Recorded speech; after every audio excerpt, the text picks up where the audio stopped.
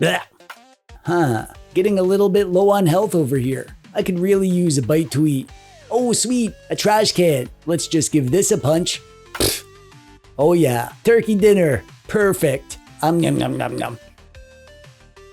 Dude, what? Did you just eat a frickin' turkey from the garbage can? Yeah, I needed HP, but it was a turkey in the garbage. You have no idea how long it was in there or why it was thrown out. Yeah, but it was on a plate, so that probably means it's basically fine. No, dude, that's frickin' disgusting. It was a turkey. Yeah, well, you're...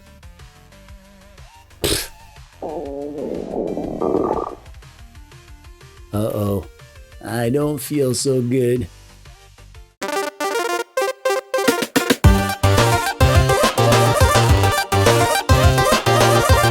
Hey there, how's it going? I'm TechDweeb, welcome. Thanks for clicking on the video today. One of my favorite genres of games is probably one of your favorite genres of games because everybody loves beat-them-up games. The genre is beat-them-ups. I'm convinced that everyone with half a brain loves beat-them-up games. If you don't, then sorry, I hate to break it to you, but you don't have half a brain. You have less than half, or maybe more, I guess. I didn't specify. Either way, you don't have exactly half a brain, which is bad or good, depending on if you have a beat-them-up game in front of you, which I do. I was reading a book the other day, Go Straight, one of the lovely bitmap books. As you can see, this is the ultimate guide to side-scrolling beat-them-ups. I was reading this in my den earlier, by which I mean looking at the pictures while I sat on the floor and my mom cut my toenails. And I was just blown away at the crazy variety of beat-them-ups games. And whenever I play lots of beat-them-ups, I think to myself, I should make a video about the best beat-them-ups. And I never have, which is just sad. I cried a little, but then I realized I don't have to be sad because I have a camera and a handheld, and you to listen to me ramble about retro games. Today, I'm going to show you the best classic arcade beat-them-ups games. There are so many amazing beat-them-ups games that I had to stick to just the arcade games for this video. So go raid your laundry quarter jar, get your mom to drop you off at the arcade, and get ready to have some seriously cramped fingers by the end of this video because we're going to play the best frickin' quarter munchers ever.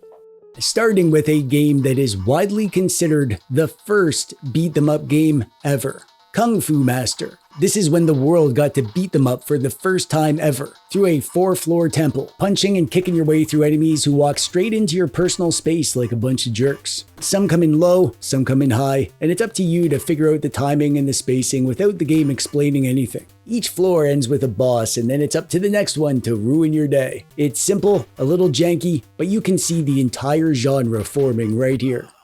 The arcade is where it all started, and there were tons of original beat-them-ups games released in arcades. Before licenses and familiar faces, it was just weird worlds, strange characters, and a whole lot of dumb guys who looked like they really needed to be punched.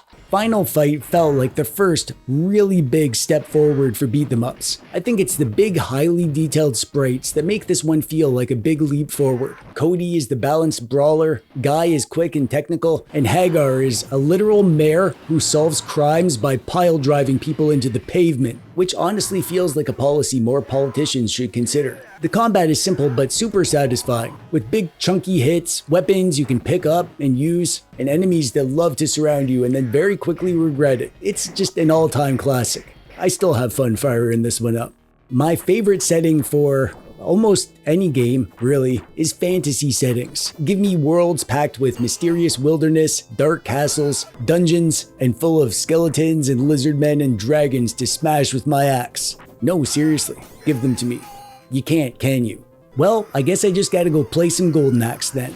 I played this at a pizza place somewhere sometime. I know that because I have a sensory memory. When I fire this game up, I can smell pizza. It's a simple game, but it just feels right. Big swings, satisfying hits, riding weird creatures. It's chaotic, but it's also kinda cozy. You can just turn off your brain and smash some skeletons. Can't go wrong with Golden Axe. There's a bit of everything in this game. You got post-apocalyptic gang fights, dinosaurs just casually hanging around, and for some reason, Cadillacs. One minute you're punching thugs, the next you're dodging a T-Rex like this is a totally normal Tuesday in this world. The combat itself feels great. It's smooth and satisfying, and it's got great animations and weapons that feel awesome to use. And it has guns, so you can just straight up shoot people. That's fun. I love the nonsense. Like, this game fully commits to the bit, which makes it ridiculously fun to play. Seriously, I dare you. Fire it up. If you don't have fun, I'll give you back your quarter. This is the King of Dragons, and this is one that I completely missed back in the day, and I only discovered it once I fell down the emulation rabbit hole, and wow. What a find. I actually played through this for the first time about like 2 or 3 years ago with my little cousin. And it turned into one of those sessions where you just keep saying, just one more level until suddenly it's way too late. What makes it stand out is how it mixes in light RPG elements. You gain experience, level up, and your character actually gets stronger as you go, with better gear and abilities that make a real difference. It gives the whole thing a sense of progression that most beat-them-ups just don't have, and it makes coming back to it feel just as good every time. Here's one that I didn't play until I was a grown-up, but when I started making videos on arcade emulation, I got lots of comments about missing Captain Commando. So I looked up the history and yeah, this one is huge. I guess just none of the arcades that I went to had it, and it flew under my radar, but it's big for a reason. This game frickin' rocks. Attacks come out quick, and the combat is crunchy, and the combos are satisfying, and it's really easy to get into a mindless rhythm of moving forward and clearing out piles of goons. The pacing's great too, constantly throwing new enemies and situations at you without ever slowing things down. I mean, it's not super interesting, it's just simple and polished and ridiculously fun to play. And then, of course, once beat-them-ups got popular, all the big franchises wanted in. Suddenly the streets were full of turtles, mutants, aliens, cartoon families, and whoever else was available to take a break from movies and TV shows and come and beat up some goons on the street. What can I say about Turtles in Time that hasn't already been said? I guess I could say that it's not actually a game, it's a telepathic banana. That's not true, but I could say it. This game is legendary with my generation. It was impossible for any kid in the 90s to walk past an arcade, hear the Turtles theme song piping out of this thing, and not immediately beg their mom for a few quarters to play. The Turtles are out in full force with big colorful sprites, amazing music and sound effects. You'll be battling the Foot Clan in dinosaur times, on pirate ships, on trains, and even heading into the future, where everyone rides hoverboards to work, apparently.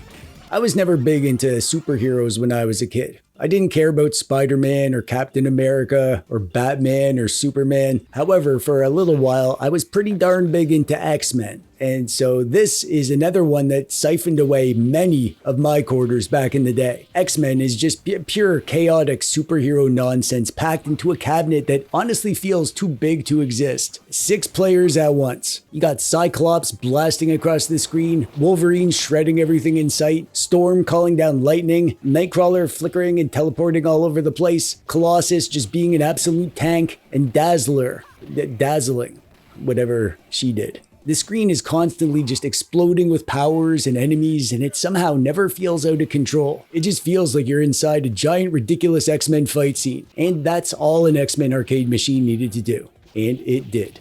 The Simpsons arcade game came out right as the 1990s Simpsons craze was absolutely exploding. This game was a smash hit. Every single time I went to the arcade, there was always a lineup to play this thing, and I was always in it. The story is something about Smithers kidnapping Maggie. I don't remember the episode where we learn that Smithers steals children, but hey, we can go with it because Marge is also killing people with a vacuum cleaner. The game itself is bright, goofy, and super easy to jump into. With simple combat and tons of fun little touches pulled straight from the show, it's not a tight masterpiece. It's a loose but charming train wreck of chaos and goofy Simpsons nonsense.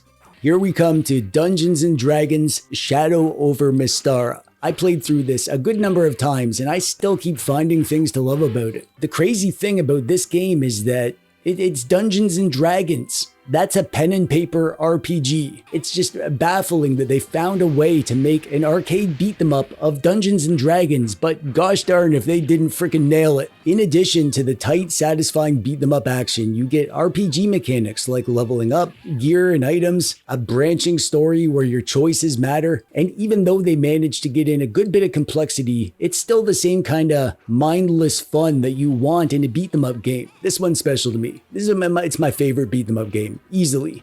And here we go with another Capcom game. These guys were just on a ridiculous run in the 90s. Alien vs. Predator feels like them firing on all cylinders. This is also another well-known franchise that was super popular, so obviously the arcade game of it would be well loved. You got a mix of human soldiers and xenomorphs coming at you. The aliens are fast. They climb around, they swarm you. There's a frickin' ton of them. You can be humans with guns or Predator with their like bow staff and shoulder blaster thing. Combat feels heavy in a really satisfying way. With great weapons and hits that land with some real weight, it's a bit more chaotic than most beat 'em ups, and it keeps that tension up the whole time. It feels kinda like a higher stakes game, but it's not really. If you've got the quarters, you can just breeze through this like any other game on this list.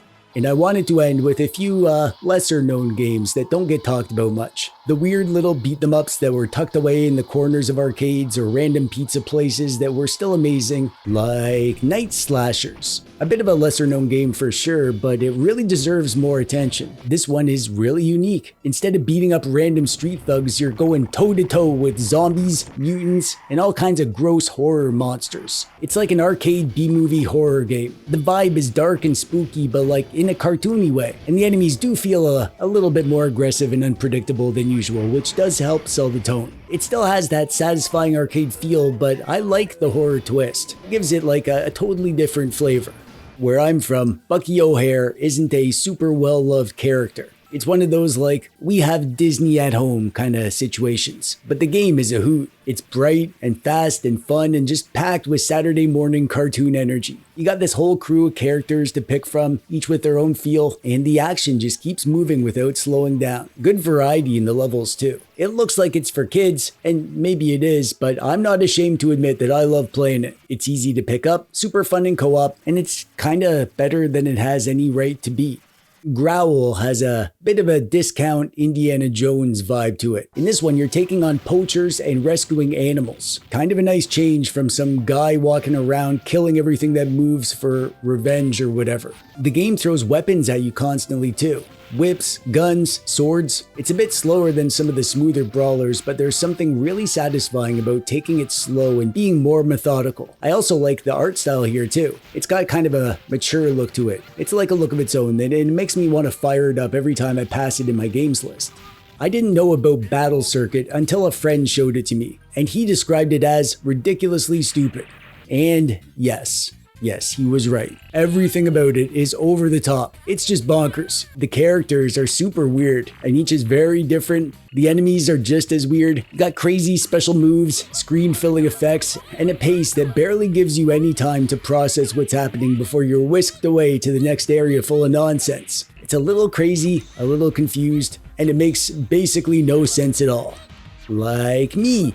Warriors of Fate is one that was actually bigger in Asian regions than it ever was here in the West. It's based on Chinese history and the romance of the Three Kingdoms, so it had a lot more cultural weight over there. This is kind of like an arcade Dynasty Warriors, but instead of mowing down thousands of enemies, you're doing it the old-fashioned way, one punch at a time. It is a really solid game. It's really well made, and it feels great to play, and it is fun. The focus is on the combat, which is a bit more tactical than most beat-em-ups, and it's basically an Oriental history lesson. Everything I know about Chinese history came from this game. If it weren't for this game, I would never have known that Zhang Fei could shout so hard that it literally sent enemies flying backwards. See, here's the thing about beat-em-ups. They're simple, chaotic, and usually pretty ridiculous, but they always feel fun and satisfying. With modern emulation and the superpower of infinite quarters, there's no stress. You can just plow through them. Most of these can be finished in about an hour, so it's easy, digestible retro fun without all the pressure. And honestly, we could all use a bit less of that. Now, if you'll excuse me, I've got some very important matters to attend to. Oh, I think I'm at the end of the level. Time for a boss fight. Oh crap.